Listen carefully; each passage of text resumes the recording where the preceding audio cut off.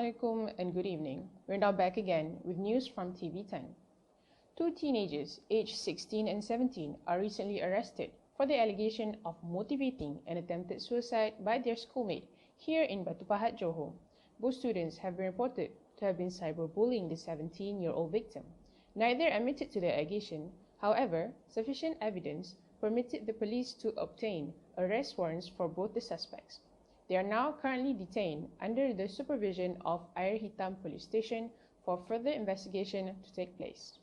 Alongside the progression of internet and technology, the use of electronic devices are also blooming day by day, especially among youth and youngsters. Despite countless benefits that we acquire from technological advancements, there are also drawbacks that must be addressed and tackled by the members of the society. Our topic for today will center around cyberbullying. The focus group are teenagers aged between 15 to 25 years old, since youths are valuable assets of the country and must be nurtured towards positive growth from an earlier age. Cyberbullying is defined as an aggressive, intentional act carried out by a group of people or individual using electronic forms of contact repeatedly and over time against a victim who cannot easily defend him or herself. This could be even more disturbing, as the identities of the cyberbullies are usually anonymous and could cause detriments to the victim's mental state. Since cyberbullying means the bullies' identities can be concealed, they are more prone to bully the victims even more. This is because social norms and customs are stronger to hold back the bullies only during face-to-face interaction, where others can see them. And because the effects of the cyberbullying cannot be seen directly, the bullies might not be aware of the severity of what they are doing. Despite the anonymity feature of cyberbullying, it cannot be denied, however, that many of the victims actually know their bullies. There are several other issues that differentiate cyberbullying with traditional bullying, such as the idea of repetitive bullying. Within the paradigm of cyberbullying, when it happens through the internet, such as a shameful picture of the victim is uploaded, the picture will circulate multiple times, not just by the original bully, but also then by many other people who re-uploaded the picture at different platforms. The bully or perpetrator only performs the act once. However, the experience by the victim could be endless when others also start to circulate the pictures. Therefore, cyberbullying involves the snowball effect and can go out of the bully's control and intent. There are typically 7 types of cyberbullying as identified by Smith, Madavi, Carvalho, and Tippett. There are text message bullying, picture or video call bullying, phone call bullying, email bullying, chat room bullying, bullying through instant messaging, and bullying via websites. Based on a study carried out in 2017 on 712 Malaysian students aged between 19 to 24 years old, of various higher institutions reveals that 66% of the respondents have been victims of cyberbullying. Most of the victimized students opted to seek assistance regarding the issue from their peers. The cases happen on various applications such as Facebook or Telegram. Based on official reports, cyberbullying cases among young Malaysian adults are increasing each year. However, the real numbers could be higher, but they are not reported due to the feelings of depression, embarrassment, not knowing the appropriate channels to report the cases, and so on. Cyberbullying has been studied for a long time. Several perspectives emerge to distinguish the types of cyberbullying, such as through dividing the case based on the media which the cyberbullying occur, such as either on the internet or phone. However, as technology progresses and comes smartphones, it is possible that cyberbullying also happens through mobile phones, which are equipped with the applications needed and also the internet connection.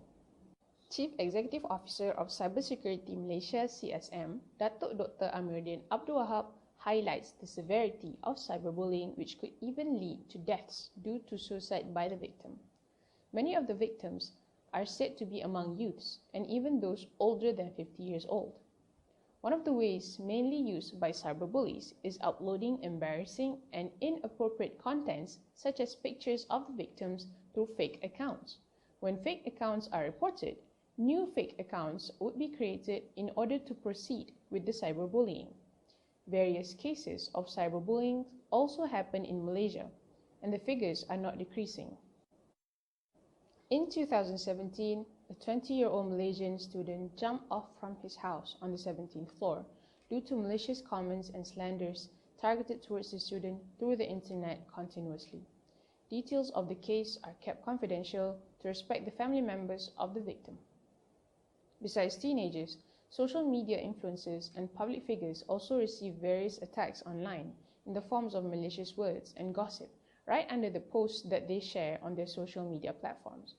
As what happened to celebrity Zizan Razak, he mentions that many comments criticize his works that he would accept, even though the words used by the commenters are quite harsh.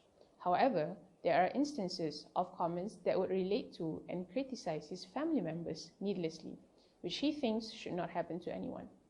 Actress Ukasha Senrose also states that legal actions would have been taken by her following malicious comments on her social media postings, but the accounts are usually fake accounts and are harder to be traced. This also caused the victims having to let the cyberbullies to just get away. Right now, we have Professor Fatin of the Sociology Department of International Islamic University Malaysia with us to discuss the factors of cyberbullying to occur to youths in Malaysia. Thank you so much for joining us today, Professor Fatin. Oh, hi, Assalamualaikum warahmatullahi wabarakatuh. So, I am Prof. Fatin. So, today I will share to all of you about cyberbullying and its causes. Okay, we all know that cyberbullying is a negative behavior from people that used to attack other people in social media or any platform in communication technologies such as Facebook, Instagram, Twitter, and other forums. Okay, we know that actually this cyberbullying used to attack people virtually, not attack people physically. As if we read the statistic daily, the cases increases daily by daily because this cyberbullying cannot be controlled easily by people because the lack of awareness, and then some people they did not realize whether this is a crime or not, but actually it is a crime in silence. From my readings and research, I found that the lack of sympathy and lack of common sense from people can cause cyberbullying, because these cyberbulliers cannot feel the pain in the victim, how the victim feel when people attack them in the social media. Just a simple mistake from people, then the people attack just like it is a crime. Okay, so lack of sympathy and lack of common sense. Okay, secondly, cyberbullying can cause because they feel that the victim deserve it. Okay, they feel like the victim deserve to be bullied because of their wrong that they see, but they don't know the true story, or they know the true story, but they feel like they want to attack the people. They want to satisfy they want to satisfy themselves, then they attack them virtually in Facebook, in Instagram. Sometimes also the cyberbullying happen from the previous victim and current cyberbullies. Okay, like the violence in the world, virtual cyberbullying could preserve a cycle of anger. Therefore, the matter continue to become a cycle and get worse time to time. So this is not the solution to make it clear or to make it stop, but we have to educate the people who become the victim or the cyberbullies to not do it to others. It is a difficult thing to do, but somehow we have to try to make it happen. Okay, So I think that's all for me. Thank you for having me. And then don't be a cyberbully. Have a nice day. Many thanks to Professor Fatin for those insightful information. Moving on, we are going to interview the public or the netizens regarding this issue. I have experience being in cyberbullying. It happened a long time ago. That time I was a student in high school. It happened because I would comment disagreeing with something on Facebook, and people replied to my statement with so many mean and inappropriate comments. Some of them even use vulgar words. You know. And I believe that cyberbullying is a growing issue in our society today. Together with the advancement of technology, this issue is becoming more common. The technology has helped cyberbullies to target the victims faster and easier. Based on my experience, even though this cyberbullying does not actually happen in person, the effects of cyberbullying are also quite serious and dangerous. Cyberbullying and traditional bullying have the same impacts on the victims. The only difference is that cyberbullying happens online, such as in social media, by text messages, and phone calls. Moreover, the internet has enabled cyberbullies to harass the victims 24/7 due to the high frequency of internet consumption by our youth today. Cyberbullying has various dangerous psychological effects on the victims, including depression, suicide thoughts, anxiety, and low self-esteem. Most of our youth usually go to social media such as Facebook, Instagram, and Twitter to share their personal thoughts or problems. However, this allows cyberbullies to comment, charge with mean and bad words to them anonymously. Furthermore, cyberbullying is not limited to sending hurtful or disrespectful messages. It covers a wide variety of behaviors, including from anonymously exposing personal details about others to develop a false identity in order to obtain information or humiliate victims. And according to research, cyberbullied children and young adults tend to be twice as likely as their non-bullied peers to harm themselves or attempt suicide. For your information, cyberbullying also has numerous poor physical effects, such as sleep deprivation, loss of appetite, fatigue, body aches, and irritability. Symptoms such as headaches and stomach aches are common among the victims. It can also lead to stress-related issues such as numerous skin problems, stomach ulcers. In addition, several weight problems may occur as a result of binge eating or skipping meals, and they may also have to deal with insomnia and other sleeping disorders. Cyberbullying has become acceptable and anticipated among teenagers. Students are in a period of growth during their adolescence where they are forming their own unique identity. During this time, socializing is almost an obsession, and teasing is a common part of the experience. Teasing is often used as a harmless way for students to test their own and their peers' identities. If the teasing offends their identity, students may tolerate it or laugh it off, or they may become defensive. Teasing includes calling bad names, body shaming, and pranks. Teasing can often switch into cyberbullying. The victims usually have a difficulty to socialize with their friends due to low self-esteem. They might think that they are not cool and attractive to others. And because of their growing process, teenagers really do care about what others perceive about them. Being cyberbullied has affected my academic performance during my studies in high school. I was unable to focus on studies due to high levels of emotional stress, and as a result, my academic performance was bad. And also, I think students that are being cyberbullied, they are more likely than their non-bullied peers to skip school, have higher absenteeism rates, they hate school and obtain bad grades and low standardized test scores. Back in the days, I also feel helpless and sometimes I just want to give up.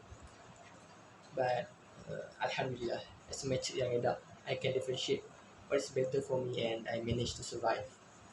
But these things are real, no doubt about it.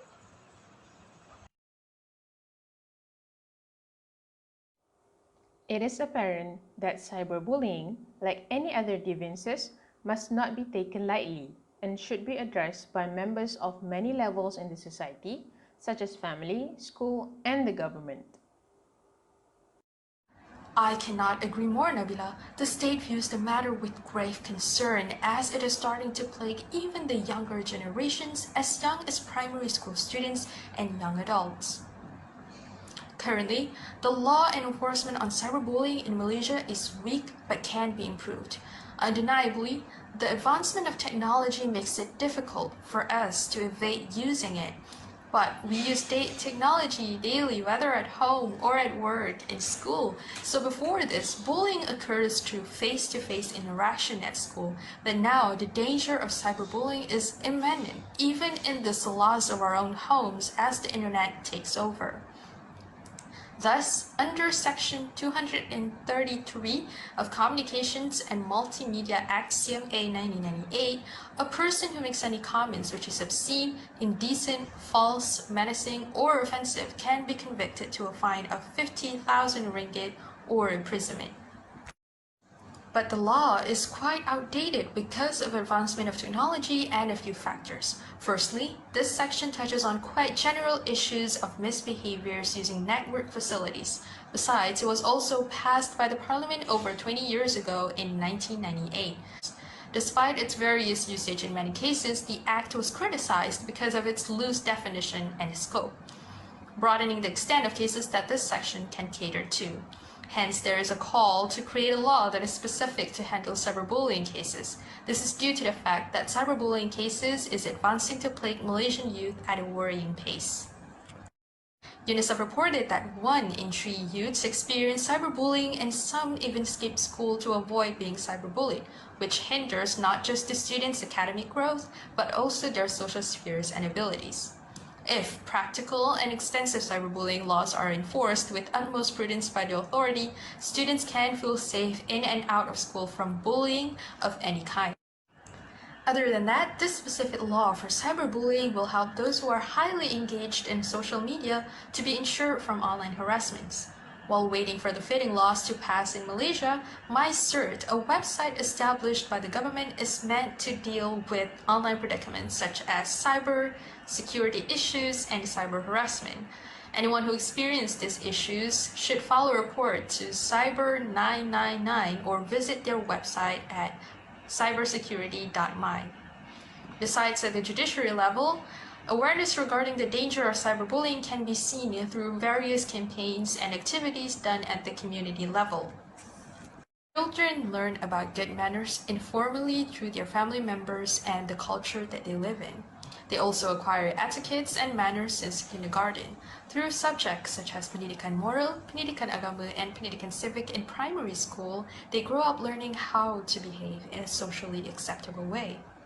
However, there is a new kind of threat when using the internet, mainly due to the lack in the educational syllabus regarding IT in schools, for example. Students learn the technical aspects of a computer and its network, but not the ethical usage of the computer and the internet itself. This can be seen in Technology Maklumat dan Komunikasi textbooks for Standard 4, 5, and 6 students. Thus, the earlier steps to tackle cyberbullying is by exposing the students to the ethical use of a computer and its network.